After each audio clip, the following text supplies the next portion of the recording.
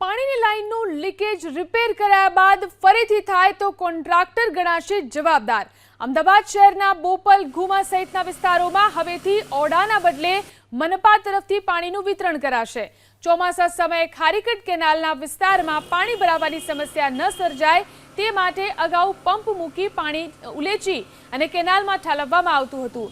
ક્યાં કાયમી પંપ મૂકવા તેમજ સ્ટોર્મ વોટર લાઇનોને કેનાલમાં ખોલવા સહિતની કામગીરી મુદ્દે સૂચના આપવામાં આવી હતી।